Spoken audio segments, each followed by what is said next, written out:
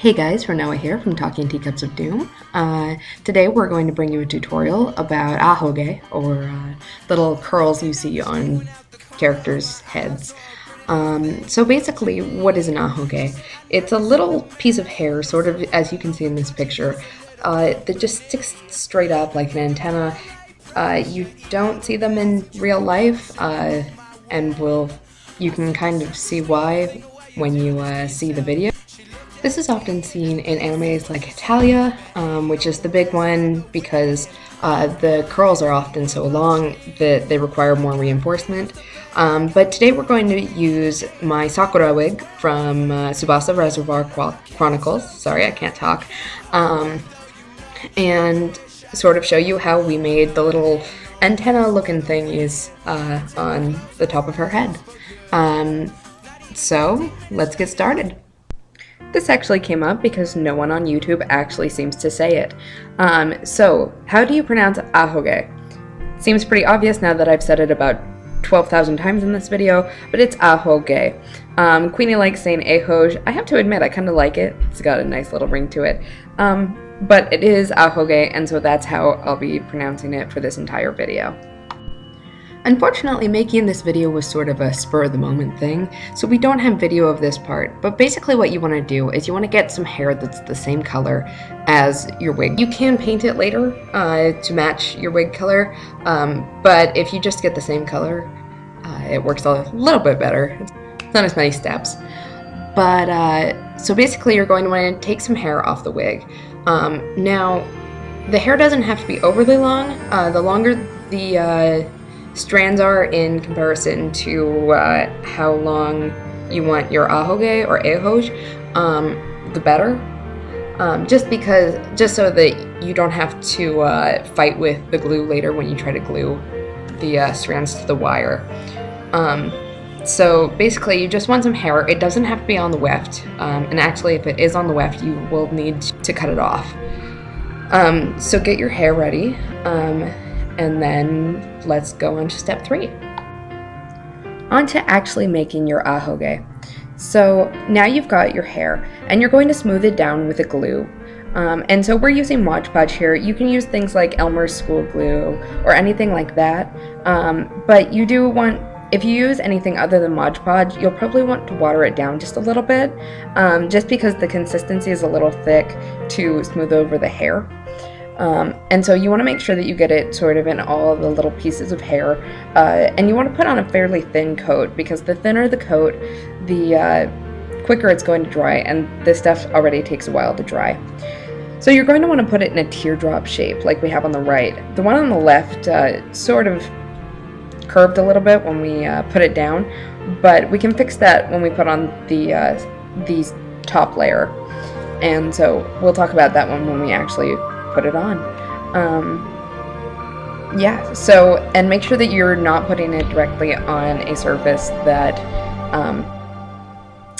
you can't throw away. This stuff really sticks, like really bad, which is why we have ours on parchment paper. So, on to step 4.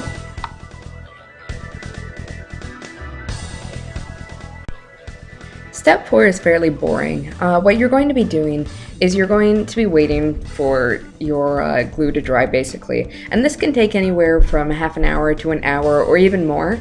And at this stage what we've done is we've taken a low heat hairdryer to it just to sort of speed up the process. You don't have to, you can let it sit. It's just that if you don't want to be taking all day in order to do this, you might want to do the hairdryer. Now we're doing it on low heat so that when we are hair drying it, we don't singe any of the hairs. The other thing that you can do during this point is start cutting out your wire. So your wire, we're using 12 gauge jewelry wire here, and you can find this at any craft store basically.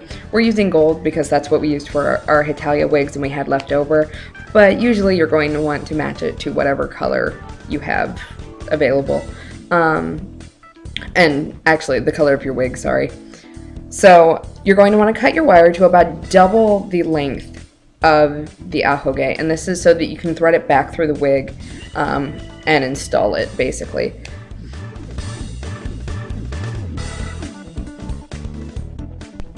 So at this point your ahoge should be dry, or dry enough that you can start peeling it off of the page. We keep waving one around because we've already gotten one out, so what you're going to do is you're going to take that same hairdryer, and as you slowly peel it off, sort of starting the peel with a butter knife or something blunt, you're going to dry whatever's under it, you know, with the hairdryer. Again, on the low heat setting so that you don't singe any hair.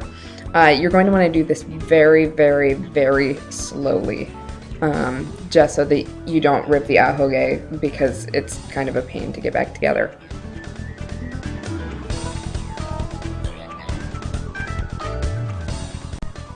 Here's the easy part. You need to glue in the wire that you cut earlier, and you can really use any kind of glue for this. We're using hot glue just because we have it available and it's really quick to dry, but you can use just about every kind of glue, and all you really need to make sure of is that the glue sticks and you can still bend it.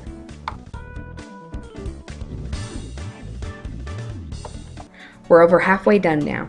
So what you're going to do in step 7 is you're going to take a piece of hair, and very similar to what you did in step 3, you're going to Mod Podge over it, except for the fact that you're going to Mod Podge over it on top of your already Mod Podged half ahoge and wire. And so basically what you're doing is you're making a hair lollipop.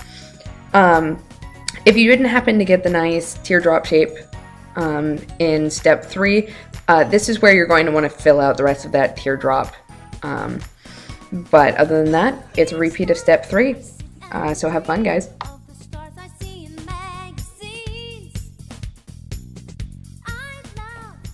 This is round 2 of the waiting game. So basically wait until your, glue dries clear. You can feel it. It'll feel a little bit tacky if it's not all the way dry yet, and you don't want to peel it up too early. So wait for it to dry. There's not much else you can do at this step, so just be patient and, enjoy the giggling at hair lollipops. So just like in step 5, you're going to have to peel this up off the parchment paper again. This one shouldn't be quite as hard, but you are going to want to be gentle, take your time, peel it up with the low heat once again. And then once you peel it up, you can trim the excess off, because you're going to have a lot of Mod Podge and stuff that happens to come up with it. You're also going to want to trim any hair that doesn't end up being like what you want your finished product to be. So basically trim to the teardrop shape, trim any weird flyaways, and then you are almost done. Now just bend it at the angle you'd like, and as you see, we have one done. There is 2 that Queenie's currently working on in this video, and finally you will have your ahoges all ready for installation. Unfortunately, this tutorial has gone way over time, so in the next video I'm going to teach you how to install your ahoge. This isn't very hard, it's just that it needs its own video, just because we took so long doing this one. The next one should have better audio, I'm hoping, so that I don't have to narrate over the top of it all. Make sure that you have your wig ready, your ahoges, your glue gun, and some scrap fabric so that we can get right on working for the next one. So I hope you guys liked this tutorial, and Talking Teacups of Doom signing out.